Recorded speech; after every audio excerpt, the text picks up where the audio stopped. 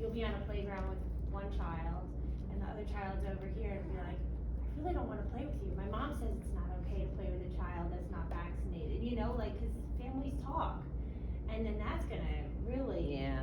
start, you know, especially if, say, I keep one of my kids home and they have to come home with a mask, and everyone in the school is not wearing a mask, and you're like, you know, that's like huge. That's, Yeah, you see one child wearing a mask and you're like, ew, you're disgusting. You know how kids are. I Like, certainly it's like worse than understand, making it I up. certainly understand everything you were saying. What I can tell you, and not that this makes a parent feel better if a child were to say, ooh, you're wearing a mask, you know, hopefully that would not happen, but what I can tell you is that, you know, first of all, we're not gonna tolerate any kind of teasing or, you know, comments about masks, not masks, you know, second of all, you know, the teachers will be as proactive as possible just to say, you know, like there might be times when students have to wear masks and it's not for us to question, you know, that's between them, their mom and their dad and you know, the staff. The other thing I'll say is I, you know, we're gonna do the best we can,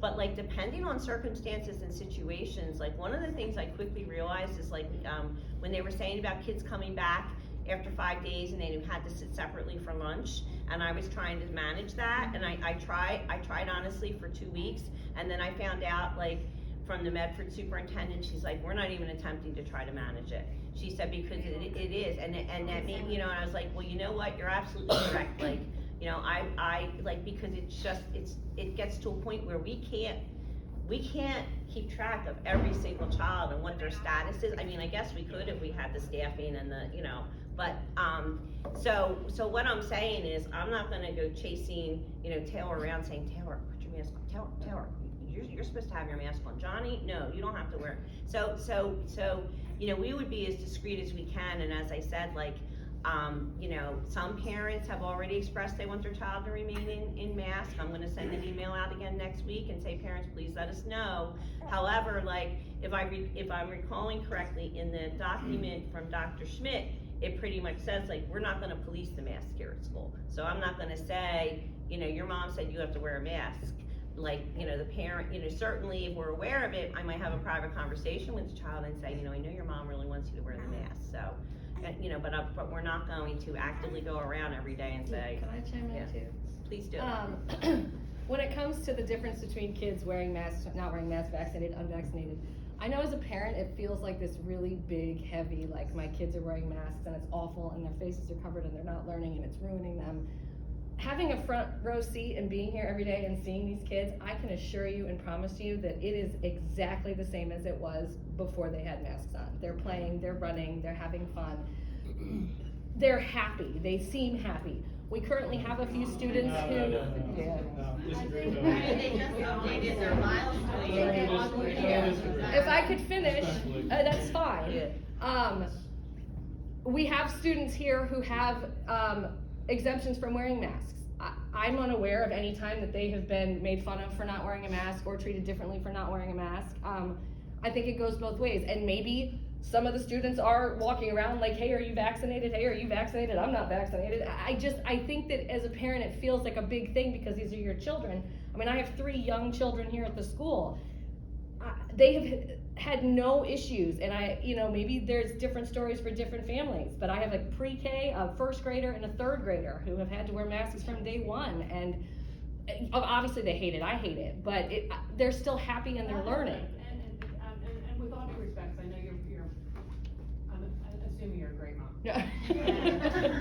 Well, I feel like people eat something so much, right, and they know they need it, but they're doing it because they have to. They're gonna get on with life, they're children, they are resilient, but that doesn't mean it shouldn't have a long-term impact on them. I'm not, and that's not what I'm trying to say. I'm trying to ease the, you know, and we have like 2 weeks left. Like, I'm constantly telling my kids, I'm like, I'm not buying you any more masks. We have 2 weeks left. Like, My son has rumination, so he smells throat in his mask all day. It's devastating for me. Sure, and I guess I was just trying to let you know that seeing the children, I see them happy. I see them playing. I see them in the hallway. What you're seeing though is not what we see at the house. And I agree. You can't generalize, because my daughter has a mask, half a mask exemption, and she's been made fun of multiple times. And that's what I was saying. I don't know My son's that. no mask, and he's been bullied so many times we've been in front of the principal, so, we can't get tit for tat. And I'm not saying at home, All I'm I'm just trying to saying is you ease the can't mind of what, generalize. and I'm not trying to generalize, I'm No, trying to I think ease the there's- minds I of what's think happening So I in did the have, I school. did have a question though, just, we go back to the information in front of you about the masks. I guess my ask, maybe some parents would say, ask the same thing. If it's something we have to go back in masks and the verbiage is should, could, would, can we ask you to just make it optional for masks? It If honestly. that gives you the wiggle room, would you If make it I optional? had the wiggle room, like I said, Father Dan has wanted me to only impose what I have to. So it would be optional if I have the wiggle room. If I don't have the wiggle room, it wouldn't be. And honestly, Mr. Bassett, if there's any other problems, you let me know regarding, I mean, I know we have a short period of time left, but that kind of stuff isn't okay. And like, I know what Kimberly was trying to say is like, yeah, it's like if you walk around the school, you hear laughter, you hear happy noise, That's the you scariest hear, part about it, Yeah. like, they're becoming normal. yeah, but I certainly, But it's a lot better than being at home. It is a Yeah. lot better. And I think I- she's coming from. yeah. She's come over. yeah, and I certainly appreciate where you parents are coming from. I know you might, you see, this was my experience, maybe it's not your experience, but I will tell you, my children, my mother used to tell me, as soon as you come, they start acting up. But it's, and I use that as an example, it's like, as parents, and we want our children to feel the most comfortable with us, to come to us with their lows, or, we might not see them in their best colors, my kids' teachers would say, oh, your daughter's so wonderful, and I'd be like, are we talking about the same child? But what I'm saying is I certainly recognize that perceptions at home, from may be different than what we're seeing here at school. Mrs. Avola? Okay, here, my opinion is that my son, when this all first started, his hands were raw because he washed too much. We take him outside and the mask had to be on because he was scared to death. And if we told him, you don't have to wear a mask, he would literally have a panic attack to take his mask off. Everybody's family's different. I think most of us are on the same page. But we're strong parents, what you're saying. My son's older, so it's probably different. A lot of you have younger kids. There is constant conversations at home where he is, again, older. He doesn't care what anybody thinks, if he has a mask on or not, because that's what we teach him at home. He follows the rules. My son's a rule follower. Mm-hmm. But the conversations at home are teaching him what we believe, what the facts are on the science, and to make him strong. You're all strong parents here, or you wouldn't be here. So I think it's not only on Mrs. Sobel, which I think the mask should have been off a long time ago, but we need to make our kids strong enough to understand, Their opinion's valid. that their opinion's valid, and what we're teaching them. But I think a good point is to teach them, our family feels, and that's what I tell my son, our family feels this way. And we have conversations, and somebody else's family can feel so strong about the mask, that's their opinion. That has nothing to do with us. You don't wear a mask because we don't believe in it. The other kids, I don't think Mrs. Sobel can have control over that. I think that's a big part of what we need to be doing at home with our kids, with everything. I agree with that. It'll be sad though, if there is such a separation and then. Well, But there's so many Oh, I agree, separations. I know, there's so many Yeah, and you separations, know but what? to add another one. Thus I far- argue. Thus But I far, don't think she can do anything I about don't it. feel that we've had a separation here at school. I mean, I do recognize that we've had some isolated situations, but I don't feel that we do. And I mean, honestly, that's something we will keep a close, tabs on the pulse of, because I don't wanna see a separation, Why did they pick on Emma? Because she didn't have a mask on? Like the kids? In the beginning. Really? Her mask was different, it was a clear shield, not a mask, and why you doing this, and you should be in a mask, and my mommy says this, and you should, like. Well, yeah, a lot of that with the younger kids. So I get it, it's new, Yeah. look, I'm not picking, I'm just saying. Yeah, no, we know. Every situation's different. Mhm. No, and I agree with you. We don't Yeah. want the kids feeling bad, but I think a lot, and I know you and Mary Beth do that with the kids at home. They know what's factual, what's not. Yeah. But I think we all just need to take hold of this with our children also. But And younger they're ones kids. is hard, Kids right? can be cool. Oh, they're And, awful. You know, my They're kids awful. come home and they They're- tell me I can that, tell and you. I'm like. If I could just like piggyback Yeah. off that, Just- as just- like, Just very quickly, first of all, there's still lots of coffee, so please get up and have some more coffee. Feel free to get up and have some more coffee. And then, yeah, certainly you, and then I know Dana had her hand up and Mrs. Gould had her hand up, but so go ahead. So, I was just wondering, going into, March 7th with no mask, is it being talked about with maybe having some sort of assembly, or even so much as 5 minutes in individual classrooms for the teachers to be a little bit more transparent for kids? Because I feel like with kids, if you explain things to them, they accept it a little bit more. And going off with, some parents maybe feel strongly about masking and vaxxing, and some parents don't. So maybe teachers could, have some sort of a lesson or some sort of a discussion with classes to say, just like we don't discriminate on color or, gender, maybe we could do something as far as, being transparent with the students to say, on March 7th, some kids are gonna come to school without a mask, and some kids are gonna come to school with a mask, and that's based on family choice. And that way, because let's be honest, not every family here has family dinners together and has those discussions. So maybe it would be appropriate for teachers or administrators to have those meetings with kids to say, this is an even playing field, and they have different views, and that's okay, and you have Thank you different for views, coming. and that's okay.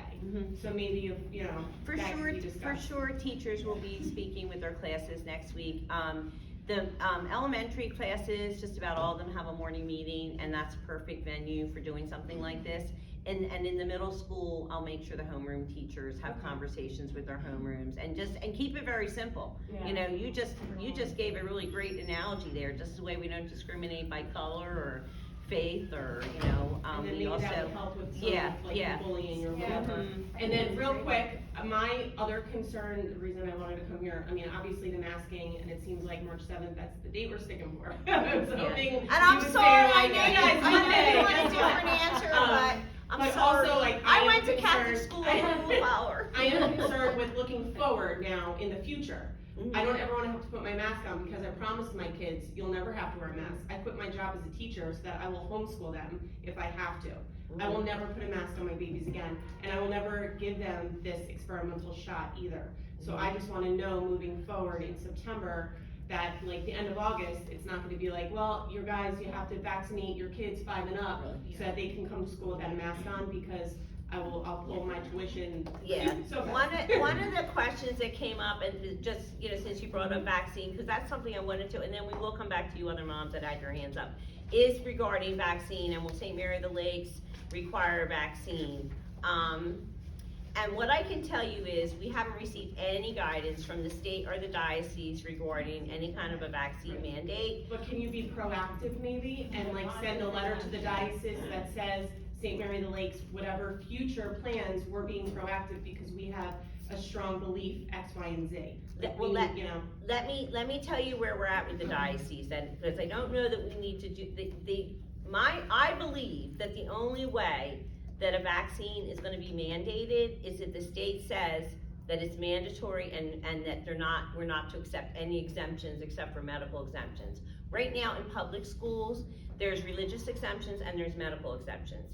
The Trenton Diocese does not want us to have either, does not want us to have religious exemptions. Medical exemptions are a necessity. However, Father Dan, when I first came here, St. Mary of the Lakes was accepting religious exemptions, and then when I consulted with the diocese and with Father Dan, they said, no, you should not do that. However, this past, I wanna say it was in August this year, that, the question came up again regarding, vaccinations, and it wasn't even COVID, it was other vaccinations. And Father Dan, and I'm just gonna read to you because I actually asked Father Dan to put this in writing. So the Catholic Church believes that, and maybe they don't use the word believe, but they do say that, people should get the vaccine. I'll actually read the statement that Father Dan wrote to me. However, the bishop came out with something called a conscience exemption. And it is something that parents can request, and St. Mary of the Lakes is accepting conscience exemptions.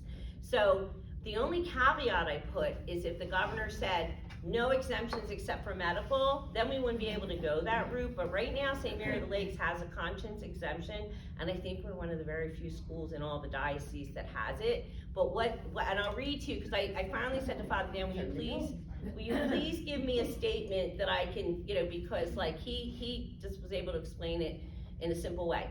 The Catholic Church will not issue a religious exemption since the Catholic Church teaches that vaccinations are not sinful. Other religions, Christian Scientists are one, that consider vaccination sinful would provide religious exemptions. The Catholic Church will recognize conscience exemption for vaccines if receiving a vaccine violates one's conscience. That is why Catholic institutions will not mandate vaccinations. Before the United States Conference of Catholic Bishops issued this statement, there were Catholic universities that were requiring their students to vaccinate in order to return to on-campus learning in August. I'm pretty sure that requirement has been rescinded, so he used the Catholic universities as an example. So here at St. Mary of the Lakes, we will accept conscience exemptions, and as I said, the only way is if the state says no exemptions except for medical, and then honestly, as a mom, your only choice probably would be to homeschool your child or put them in like a virtual school somewhere, and just because like that would be totally out of our control. Right, I understand. But when Thank the you. school sees a large number of people pulling their tuition for that reason, would there be a opportunity to revisit that? Honestly, Miss Leonetti, it really depends on the rules, any mandates from the governor. This whole thing has been so, with all the changes that have occurred since this all started, and with the different, guidelines, and as mandates have come down, I would like to think that they're not going to require it. But I think, like, with the school, like, if parents all over the diocese start pulling their children, schools are gonna close, and maybe that is what it would take. Some parents have said, why isn't the diocese fighting this? Why aren't we leading the charge? But that may very well be what, pushes for some kind of change, because I think in public schools, there's some very strong feelings, as I'm sure with parents of public schools as well, and I think if they said that mandate was absolutely a mandate, I think there would be so much pushback throughout the state. I just can't imagine.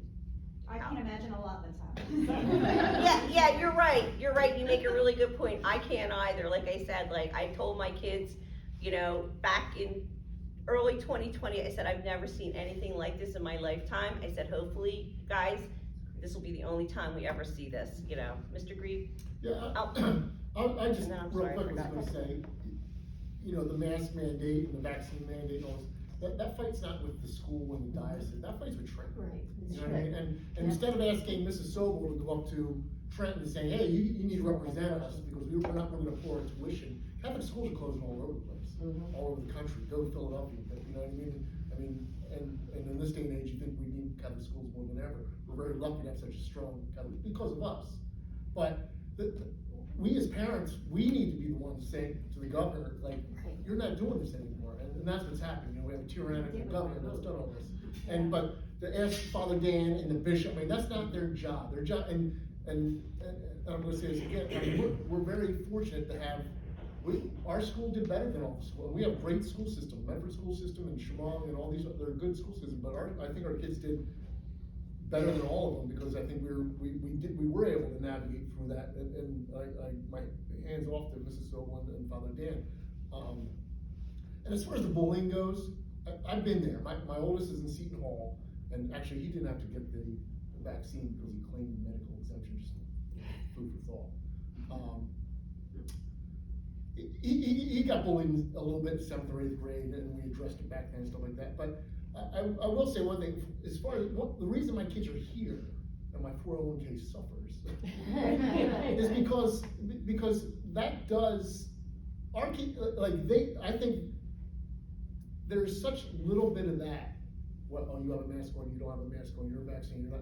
There's such little, that is such a small thing compared to what could be if our kids were in a different school system. And I really think that we need, the kindness and the loving atmosphere in the school I mean, that's number one here, and that's why my kids are here. I mean, you know, other schools may have better things that, you know, maybe better facilities. I think everything's wonderful here, but, you know, maybe with computer, I don't know. But that, you know, watching a 6-year-old open a door for an 8th grader when we drop them off in the car ride around, that's the whole reason my kids are here.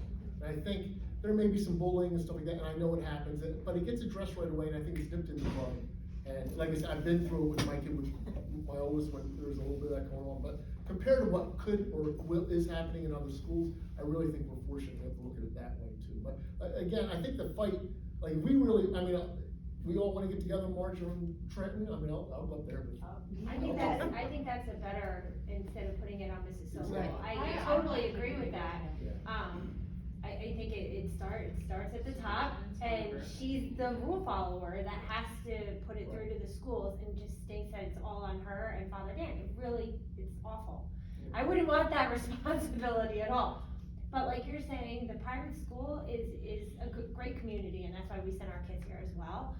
I think the public schools are great, but, you're gonna have your own issues at the public school. You're gonna lose your mind, because those rules, there's no one moving you over there, you know, and that's a government. That's the government that we don't wanna be in right now. Right. You know, if we're complaining about, you know, masks and everything, they're following the government. They're following the party that we're in right now, you know? So it's very liberal over there, and But we're stuck with the same rules. I feel like we are stuck, but I think there there's more of a flexibility with the Catholic school than there is over there. Well, I think that's the frustration little of bit, Cindy you know. and Eddie, that, you know. Feels like it shouldn't be that way. Yeah, Feels yeah, like and I think that's But we're a big stuck. frustration point, you know, and as, you know, and I appreciate people recognizing that it's not, but I also, like, as I said, you know, I'm happy to answer questions, address concerns, you know, and I'm not trying to, like, make an excuse, but it really is, it's the bottom line, is that there's certain things. Where did church and state come together? That's where, like, here, I feel like we're all together. Isn't it supposed to be separated? There's Like, I don't know why- that could be a whole big That's- philosophical You thing, know. but there's certain things that, because of, Yeah. yeah, and because of, you know, like, you know, we've been, you know, had been in a state of emergency, the Board of Health, it comes down to, you know, like, as simple as, like, the Board of Health comes in and inspects our kitchen and could shut our kitchen down if we're not following, you know what I mean? Like, there's certain things that there is that, you know, there's guidelines that all schools have to follow. Dana Welsh has been waiting so patiently. I feel like her hand is hurting, she's had her hand in the air. Every time I like lowered it, somebody else called them, so I was just talking I'm just out. calling it out. No, one of the guidelines that, like, the verbiage is really wishy-washy, is like what you are doing with, like, athletes and vaccination status, and whether you're gonna require, like, double testing per week and vaccination. Because I know there's some Catholic schools that are implementing that. Yeah. So, you know, so I know of my involvement and my daughter's involvement, I just wanted to know where we stand on that. Yeah, well, once again, if it were an absolute requirement and they said we had to do it to operate sports, we would have to do it. Well, right now, You the know, verbiage is Yeah, wishy-washy, I don't know but whether the it's other thing I can tell you is, and this is just a decision on my part, is like one of the things it says in regards to, like with the masks coming off, you know, and one of the things that it talked about as I was reading through this last night is it says like, if you reach, you know, if you're in the very high range, they said unvaccinated students should not participate in extracurricular activities. I'm not gonna do that. You know, I'm not gonna like, I mean, if I had to stop extracurricular activities, it would be for everyone. But those are the kinds of things, like unless they tell us, and I'll try to, would you make a note, please, I'll review the guidelines. Yeah, it's like the way it's written, and Yeah. like, and, but I've heard other schools are actually doing that, Mhm. so, you know, Yeah, I gotta change my work schedule too, so I- I yeah. need to know whether. I'll have to review it again, Dana, Yeah. and see what, you know, what my interpretation of it is, but, Before I pay registration and change my work schedule, you know? Yeah, no, I hear you. Yeah, no, it's an actual That's thing. Yeah, and to test twice a week if you're not, like, I don't even test that much at work to get paid. You know, I'm not, I can't even imagine, but there are schools that St. Rose, my nephew goes to St. Rose, Wow. they're, vaccinated only for any extracurricular. really. Wow. In Manhattan Heights, State Rosenheim? Yeah, that it's, all their sports for middle school are vaccinated only. And I will not do that unless, like, I would not, That's I mean, awful. I just can't imagine anything so discriminatory, Yeah. but, yeah, but it's just where it starts with discrimination, you know? Wow. Right. and, but Mrs. Gould stepped down. She's next when she comes She back. had her hand up too, I, Who else, Mrs. Newland has had her hand, I'll come Yeah. back to you, Mr. Bassett. I promise, I'm sorry, Miss Eckhart. You're Miss Newland though. Oh, yeah. Okay. Kind of off topic a little bit, but now that the masks are coming off March 7th, is this like school's back to normal, or are we gonna be like, stay 3 feet apart, like, don't go near each other, like, is that gonna? That was one of the questions, Yeah, I submitted that one. Let me find where that is. Honestly, there are still guidelines, so, for example, You missed your turn. What did I miss? You missed You're that. next. You-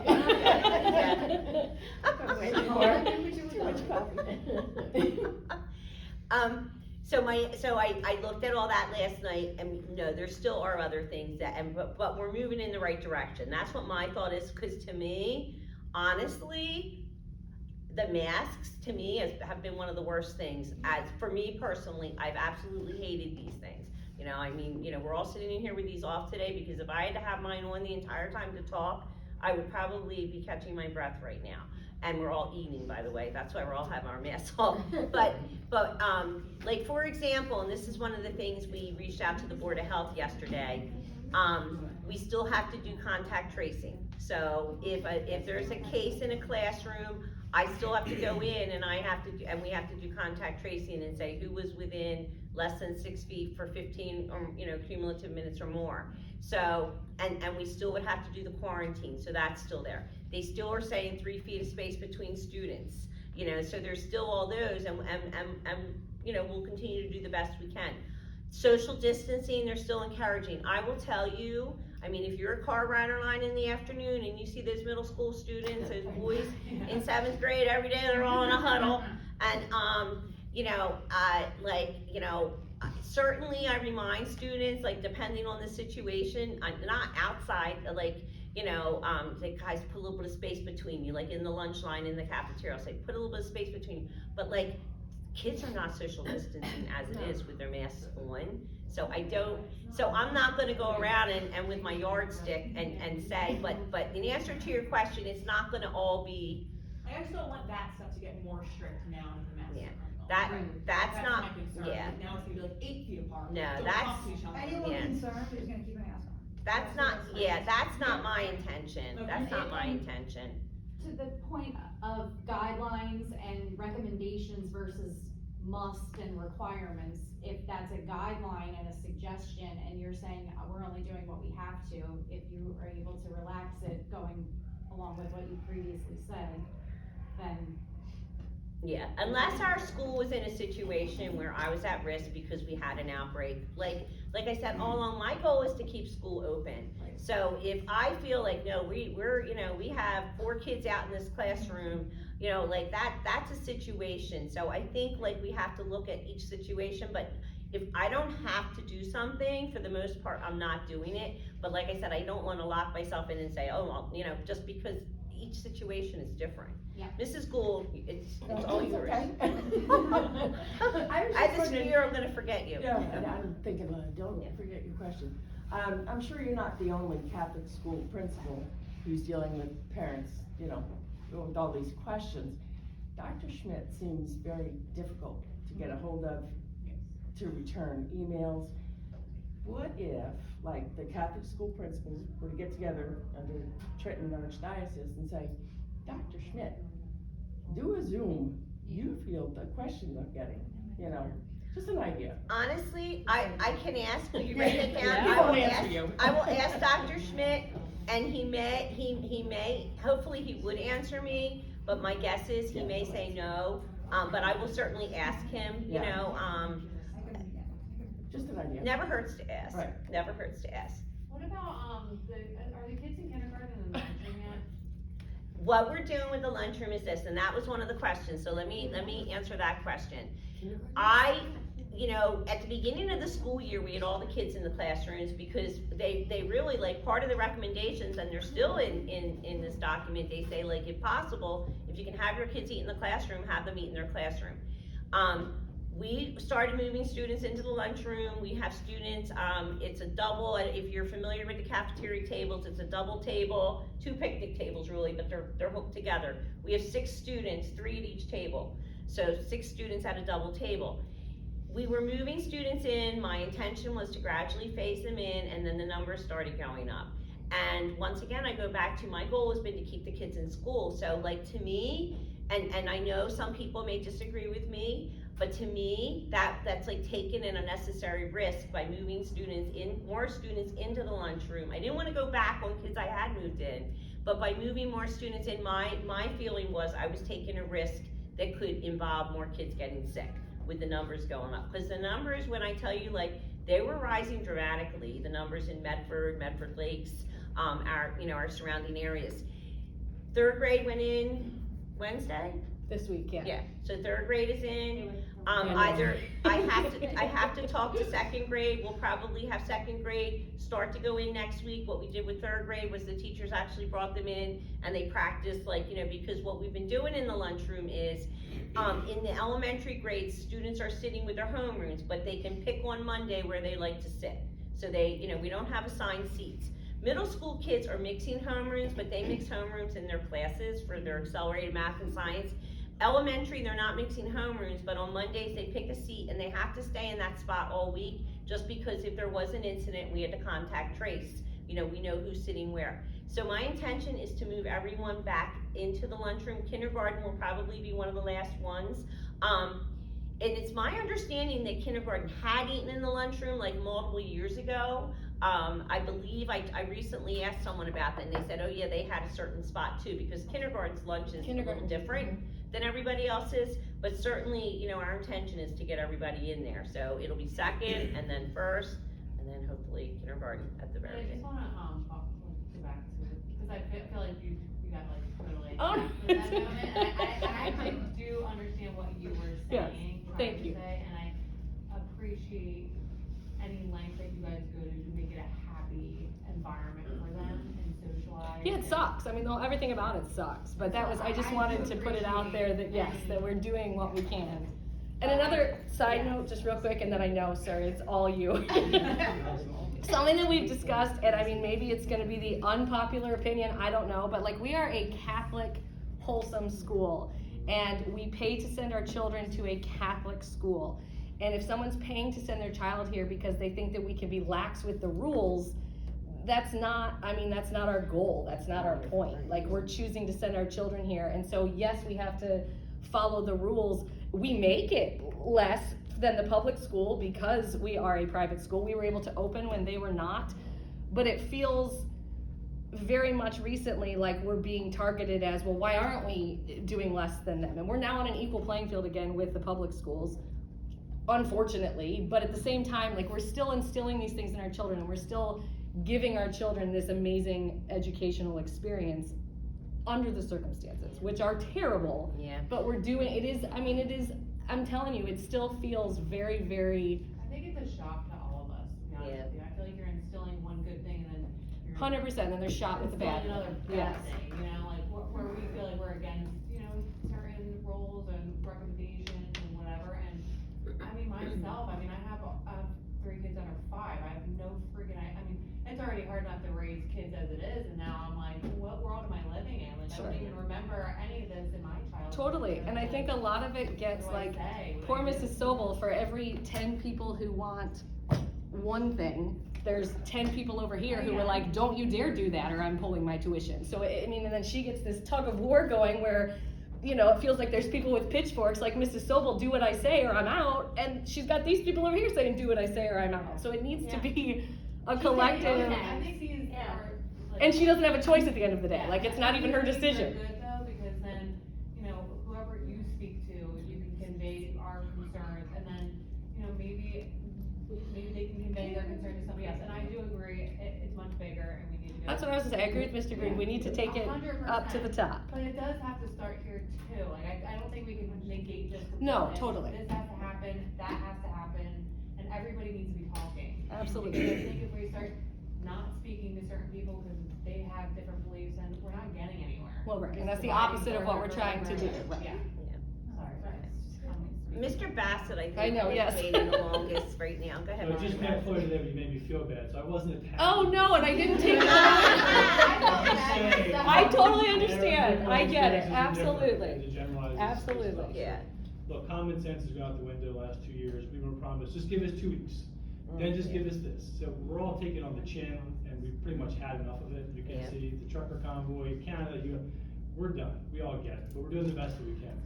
My question though, about the vaccine mandate, the current administration, undercurrents are, they wanna make this part of the yearly sort of shots for kids, right?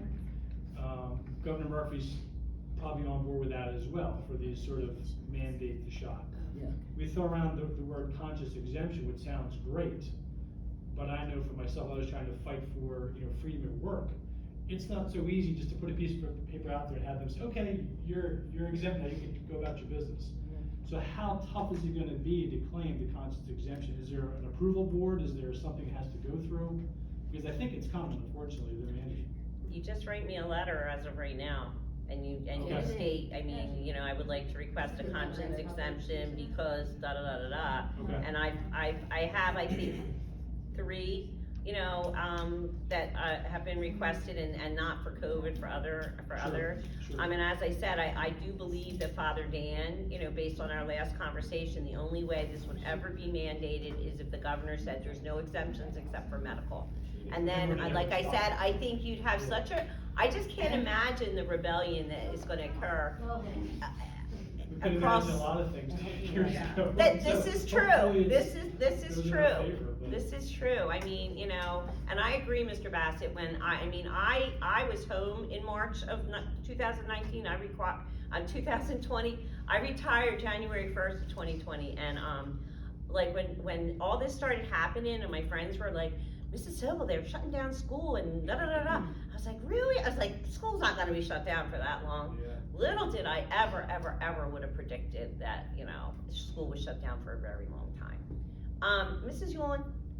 You can so Just, could you please explain the role that Father Dan plays in leadership decisions with regard to COVID? Because I don't Good question. understand that. Yeah. Father Dan and I, because COVID is such a, should we say tricky subject, I have consulted with Father Dan, when it comes to things, for example, the travel guidelines that I sent out because we were told, and the diocese pretty much said to me, no, you have to do them. It's not optional. And then, the very next day I had a conversation with somebody else and they're like, no, you don't have to do them. And so that's a good example of Father Dan and I were on the phone a lot over that, so if it's decisions like those, kinds of decisions, I'm talking to Father Dan because ultimately, I make a lot of decisions on my own here for the school, but with certain things that are really hot topics that I wanna make sure we're on the same page, and it could be anywhere from a COVID to a discipline situation that I wanna make him aware of. So COVID has been such a hot topic. There's been a lot of things that Father Dan and I have talked about and decided upon together. But he, like I said, he has taken the lead in the sense of we're only doing what we absolutely have to, and and I agree. And so, we're pretty much, Father Dan and I are on the same page. But so as I said, I think because it's such a hot topic, it's I have spoken to him, and in public school, the superintendent, and in the diocese, we do it for superintendent, and they're sending out guidelines, but it seems it's so not far removed. I don't want you to think that we don't get guidance from the diocese. We have monthly principal meetings, but in a school district, which is what I was used to for many years, it's the superintendent was your point person, and they would be the person making all the decisions for all the schools in the district.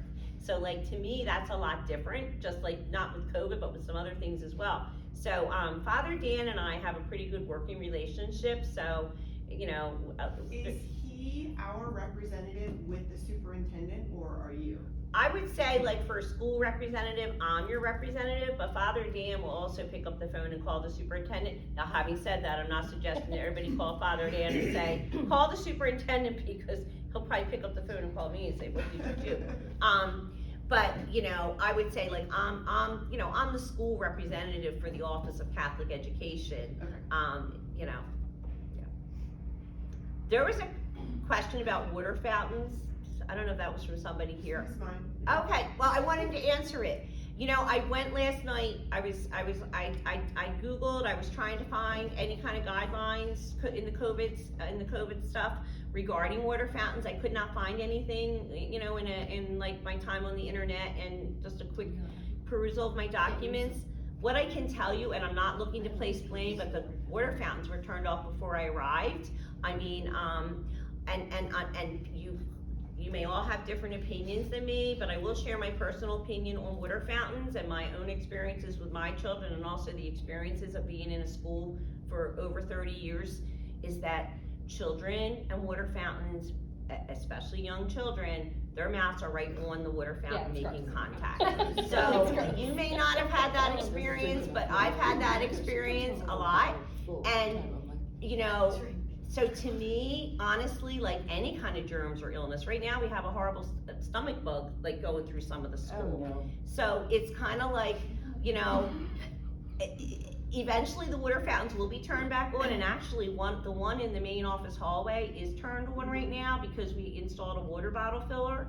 And our goal is we actually are installing a water bottle filler in the elementary, and we were going to install one either in the library vestibule or right down here between the boys and girls bathrooms, but we have to look for a different retrofit. It's a different kind of water fountain. So they are coming back on. So as I said, I don't have anything in COVID guidance as much as, you know, honestly to me, like, you know, like I kind of have to agree with it because like I said, my experience more often than not in young children. But I think the water bottle, because the water bottles were not allowed prior to COVID. And so now they would have to like ask to go to the bathroom and get a drink of water in the bathroom. Now they all have a water bottle on their desk that they can drink at any time. So I almost think turning them off became a blessing because it allowed the students to now have access to water at all times. And the kids like right now the elementary kids are coming They down, come down, yeah, to to fill up the bottles.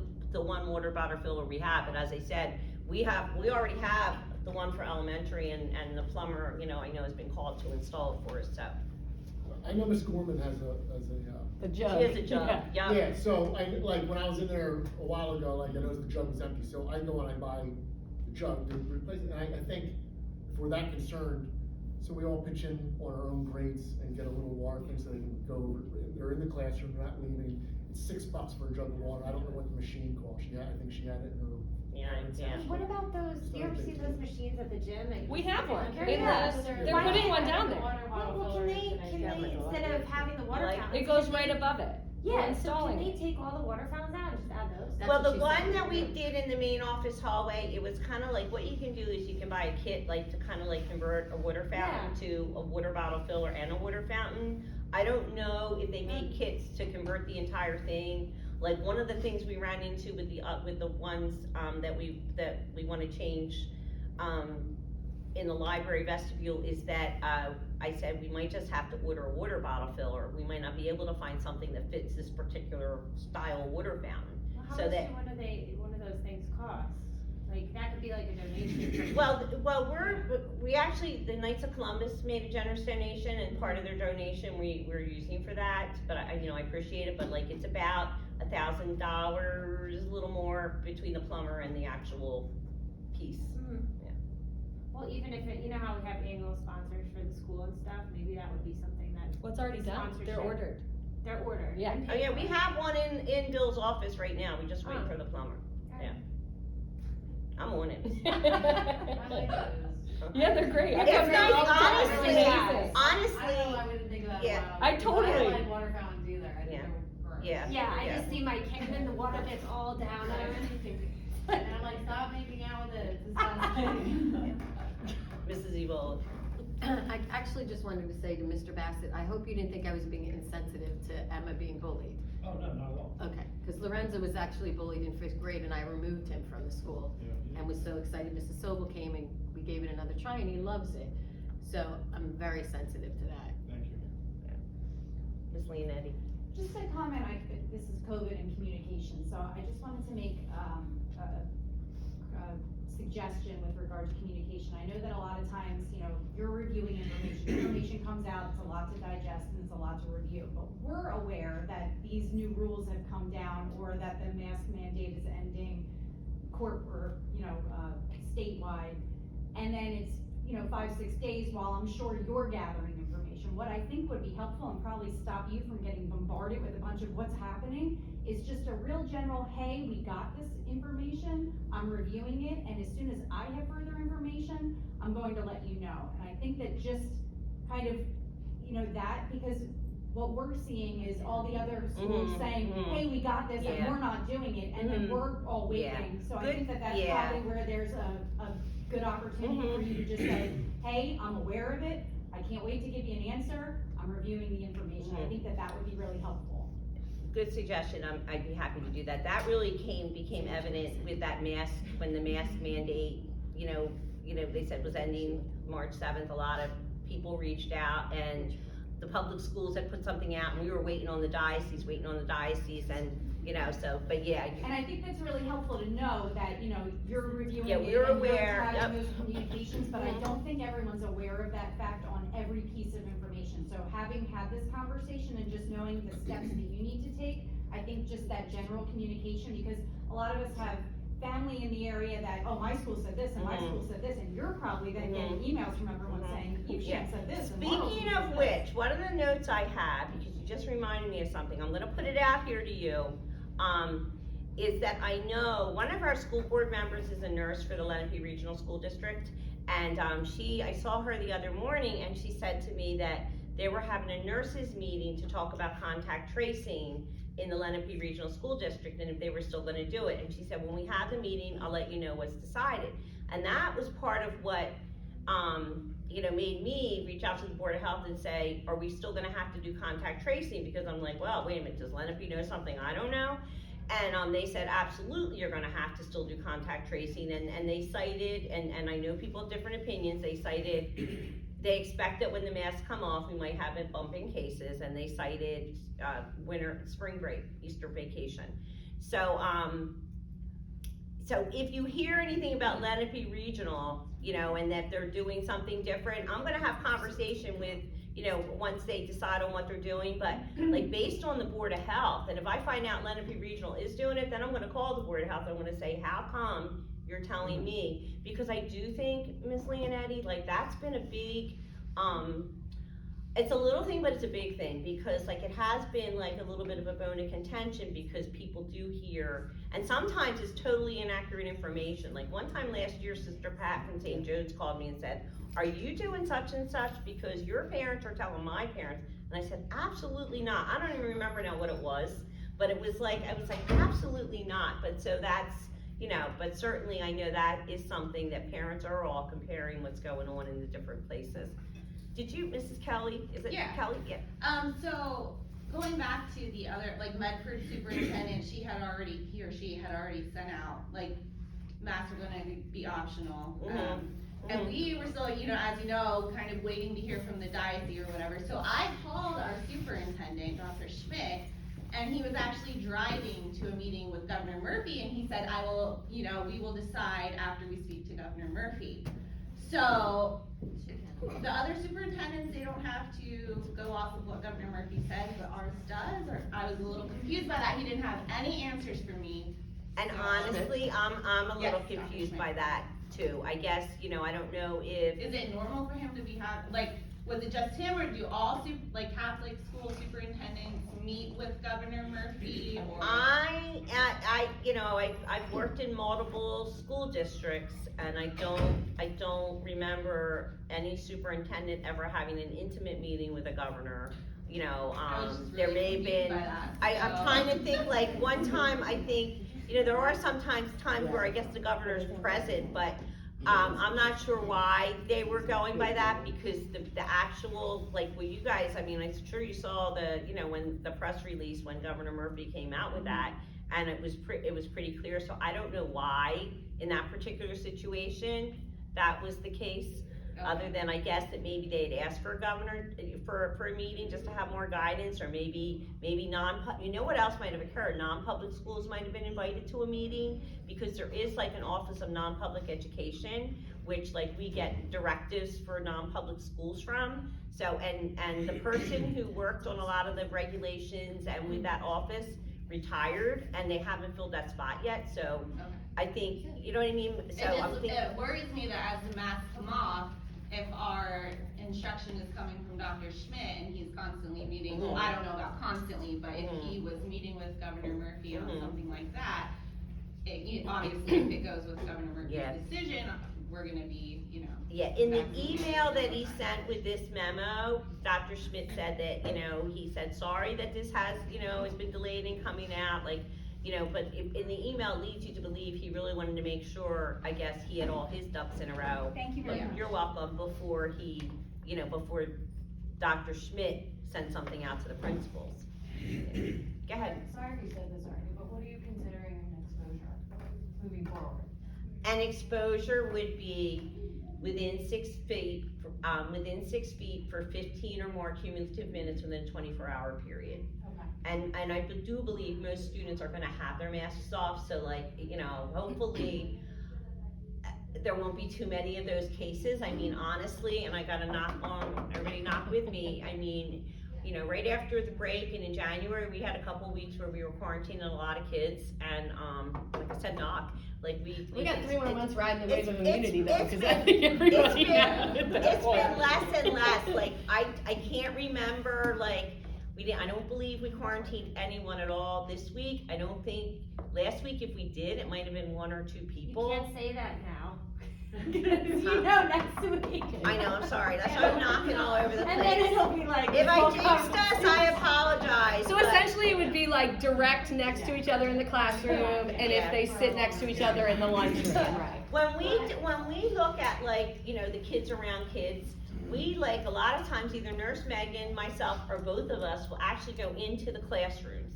Because, like, in your classroom, you know, your desks might be, you know, farther apart than in your classroom. So, like, I actually go in, I mean, and, like, really look to see, okay, is that 3 feet? And there have been times where I'm like, oh, that kid's easily 6 feet away. You know, so, like, no, we're not quarantined. So we really do try to, like, only do it with students that we're certain of. But yeah, and sometimes it's a little tricky. Honestly, I've not attempted to do contact tracing for outside at recess, because, you know, I mean, kids are all over the place at recess, unless, like, there were a couple times where a teacher said to me, they're always together in each other's faces at recess. And so then, like, so we, you know, identified a couple kids that way, but. And then also, I don't wanna lose my train of thought, but, so if they, I know we did discuss this a little bit, but if they come back to school with a negative test, they're still required to wear that mask, even if they're negative. Could they choose to quarantine for 10 days instead of 5 and not have to come back with a mask? They definitely can choose to quarantine for 10 days instead of 5. Let me go back in and, could you write that down? And I'm sorry, Kimberly, I didn't expect to be my secretary today. Good. And then I'll follow up with you, Mrs. Needham. So the 5 days negative test. I wanna check my document, Okay. check my documents and see if they're 5 days with a negative test, if they have to still wear a mask. I wanna say they do, because the thinking is, well, you could still end up, you know, having a positive test on day 11. But let me find out for sure and get back to you. Sorry if I missed this. Did you also say that that same quarantine time was still applying to, vaccinated students as well, and the mask when they come back, or no? Vaccinated students, if they're vaccinated and booster, because now to be considered fully vaccinated, you have to be boosted. I think it's 12 and up that has to be boosted. Oh, yeah. Because 5 through, They can't yet. yeah, they can't yet. Vaccinated, if you're vaccinated and boosted, you do not have to quarantine, but I do believe it says, and let's make a check on this as well. I do believe that it says that The student, though, is still considered close contact and has to wear a mask, but you don't have to quarantine. Are you, so in that kind of situation, are you also taking into consideration, I guess, like students that have already had COVID? Are Yes. they required? If a child has had COVID, and we have a 90-day window where they do not have to quarantine. Okay. Because there's a really good chance that they'll test and they could test positive, you know, because it just stays in the system. Right. Everybody's different, you know, everybody's different, but, I just looked it up, so all of that 5-day, 10-day, everything is prefaced with the word should. You know, and I was really happy, like, thank you very much for, like, letting us pepper you with questions, and I was really happy when you said, unless it's a absolute mandate, we're not doing it. Because, you know, as all the talking was going on, you know, I've searched the document, should occurs 82 times, must occurs 7, and it's only for being on a bus, and you must report when you must report to. Cases, yeah, Yeah, there's- you must report case studies, right, so those are the only 2 musts that absolutely happen in a 19-page document. And Yeah. just from my perspective, having, you know, two professions where I'm mired in government regulations, like, I've lived government regulations for like 20 years, and the word should is not ambiguous whatsoever. It is very, very intentional and deliberate when they use the word should versus must. And, you know, as a 19-page document, there's no way that this was written over a cup of coffee. And like a throng of lawyers absolutely read through this before, you know, it was released. So I think it was very deliberate and intentional to use the word should versus must, because they do want to leave the ability for, you know, institutions to make their own decisions based on the welfare of people in their charge. And those are the times when I have called the Board of Health, like, you know, and for clarification, and sometimes I've gotten, you know, no, you have to do it, and sometimes I've gotten, no, you don't. As I said, like, if I believe there's room for interpretation, like, then I don't pick up the phone and call the Board of Health. But if I have a question in my mind in the sense of like, could we get our hands smacked? You know, we will reach out to the Board of Health. But certainly I will, you know, I'll also go through again, and I agree, the word should, to me, is a lot different than the word must. It's very You know, intentional. and honestly, like, you know, and maybe what I'll say to the Board of Health, if I do have to call them again, is I'll say, why don't you have that word then? Like, why do you have the word should? And if they say it's, and if they, you know, and maybe I'll get an answer, and then that answer will help me to say, well, then if I absolutely don't have to, you know, yeah. That's great, that's the leadership I think that we'd love to see, and that we wanna instill in our children when we send them here, is something like that, like saying, hey, you're gonna have to change this to a must, because there are there's developmental issues that are going on with our children, there are social impacts on this, and you have to weigh that risk versus the other risks that do exist. And, you know, I would call them out and say, look, you said should. So if you're telling me now that it's a must, then you gotta change the language. I promise, next time I have to call them about a should, I will ask them that question. And hopefully I'll have a good answer they'll be ready for me. We actually have a great guy at the Board of Health who's been so patient with Nurse Megan and I, you know, and they always get back to us, you know, like, because we deal with somebody at the Burlington County Board of Health, and yesterday that gentleman couldn't get back to us, but he had somebody else get back to us, you know, so we got lucky in the sense of we have a good connection. I have 2 questions, and I'm gonna try and get them both out, because I will forget the other one. So the one is the contact tracing, does the same rules apply for the quarantine timing, even if they were never positive? And then my other question is, if my child is homesick with a stomach bug or something completely unrelated, symptom-wise, do they have to get tested for COVID? One of the great things that has been relaxed, and it's been this way for a while with this particular, requirement, was last year, like if a kid had symptoms, they had to be tested for COVID, and COVID ruled out, or they couldn't come to school. Whereas this year, I mean, and more recently, at the beginning of the year, I do believe it was still that they had to be tested, but more recently now, the document clearly says, like, if a doctor can attribute it to something else, so for example, the child has a stomach bug, there's a stomach bug going around. If a child has strep throat, if a child has the flu. They do not have to be COVID tested, whereas before they changed that, the doctor could even say the kid could have a positive strep throat test, but they still had to have a negative COVID test. Which is so, so now, so that the good news is, no, you don't. And the other thing they now have specified and broken out more is in regards to chronic illness. So for example, we've had kids with significant allergies, and like we have one student who had an allergy flare-up, so like he sounded like he was really sick. And his mom's like, it's an allergy flare-up, but we still had to have him tested because like, that's not how he typically sounds. Yeah. And, but now like that kind of stuff, like it gives us a little more wiggle room. So that if we know that this child has allergies and they suffer, we're not gonna, so that we do have some more wiggle room. The contact tracing was about quarantine time? Yeah, like if a kid is out because they traced him to a positive child with COVID, would they have to, I would imagine they'd have to go home, right? Or they just have to give you a negative test? We're not doing we aren't doing tests to stay here. We just, like the resources, like Father Dan and I entertained it, for a minute, and honestly, as I said, like the resources, and without getting into all that, but the child would have to go home and would have to quarantine for 5 days, and then they would have to return to school. So the same rules apply for somebody who's in contact with somebody? Yes. The person that has. Yes. Yeah.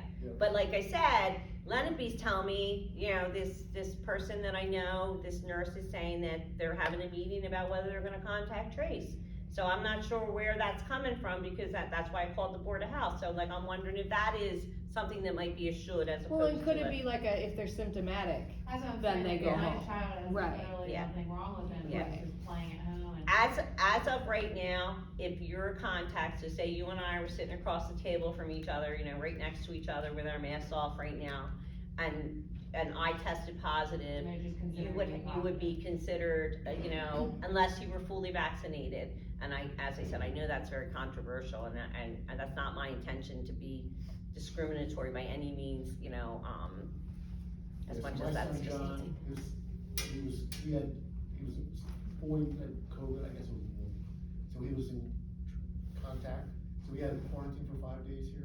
And he's telling me, Dad, he's back in school, he had COVID, I'm not sick, and I'm home, like, that's the way, you know what I mean? So- Here's, and some of you may know this, some of you probably know this from experience, but like, if you're in the same household, and the same household is still the same, like, if I have COVID and I have a child in my household who's well, yeah, They're out longer than they're you out are. longer Yeah. than they would be if they got COVID. That Which is actually crazy. happened with me, I'm rooting my for a son, positive test one of these days. I know, isn't that crazy? That happened with my oldest son, he was in contact with somebody, so he was home, and I was like, well, does my pre-K kid, and I did speak to you directly, and you're like, no, and I'm like, well, I don't care, cause I was like, yay, I don't have to have them all home, but, did it make sense, cause I was like, well, then, if he does end up contracting it, wouldn't it Yeah. just, he would be Yeah. basically, Yeah. Yeah, and that's why I think some people's frustration is because like some of the things they feel like don't make sense. But yeah, like, and it's like things have changed so much. Yeah. But yeah, certainly like if your child is because parents have asked that a lot, like, well, Johnny has to stay home because he's a contact so to Susie and Mary, and it's like, no, and that just adds a layer of confusion, Yeah, yeah. like, but they could be, and I'm like, well, yeah, and if they are, then, Again, you know. I'm happy he was going, Mhm. but I was, it was confusing. Yeah, we've had situations where, and this was really where like testing, when they were so overwhelmed with testing, where like we didn't get test results back until like the quarantine period was almost yeah, over. yeah. And that was very frustrating to parents, but, Yeah. so. Anything else? I mean, I don't know, does anybody have any pressing questions that they sent ahead of time? I didn't go through all of them, I can tell you specific sources used to inform decision, we pretty much talked about that. It's the Board of Health, the diocese, and the documents. And we talked about things that will change between now and March 7th. Can I just add one more thing? I'm Sure. sorry, I know I'm adding a lot, but I'm like thinking, yeah.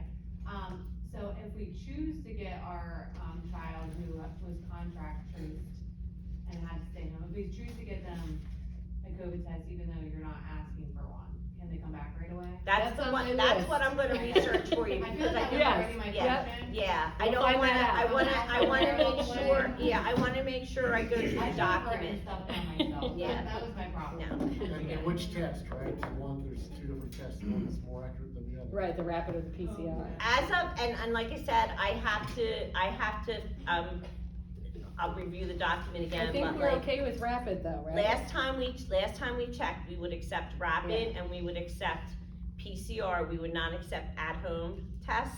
But now, like, I just ordered my tests from the government and they came in the mail the other day, and I know for a fact they're at-home tests, and like, somewhere I read, it was, oh, what's the name of the company? Oh, it begins with a B, they said that's the only really at-home test. That's the only at-home test you should be using, and what the government sent me is not one. I mean, it was one that I think on Amazon had like 3 stars out of 5, so. So what I'm saying Yes, is, I like, put as of both. right now, we're not accepting Yes. at home, but I don't know if that'll change, because there's a little bit of a contradiction to some of that. Even when you go out of the country, they're accepting that I think it's Bionet or Bionex or something like that, but. It's something like you said, Yeah. because that, like, a good friend of mine That's the who only said that's one. the only one you can, who's in pharmaceuticals, she said that's the only one you wanna really trust, so. All the other ones And are that's just one you got from the government? No, the one I got from the government is one that I had actually ordered on Amazon myself.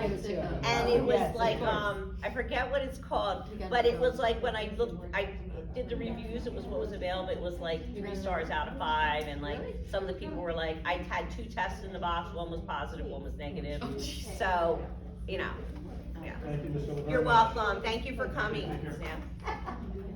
Anything else?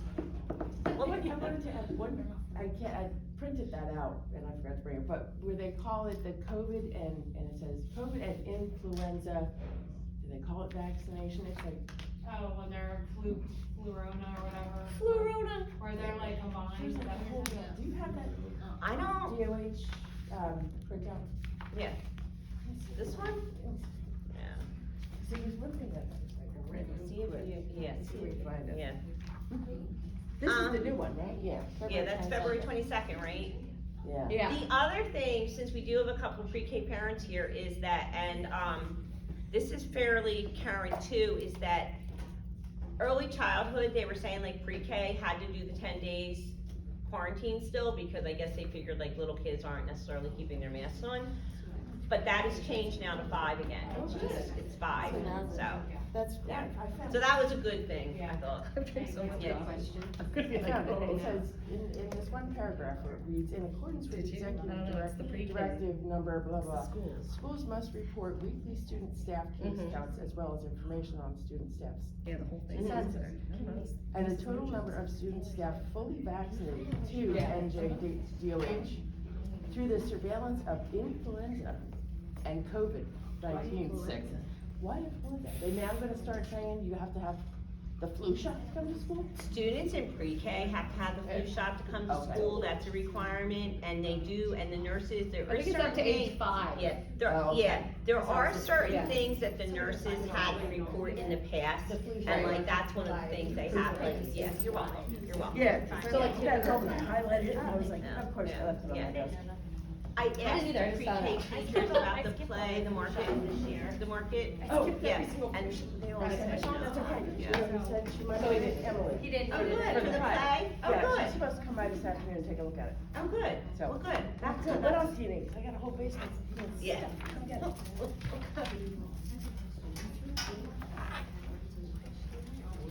You know, our 55 vote.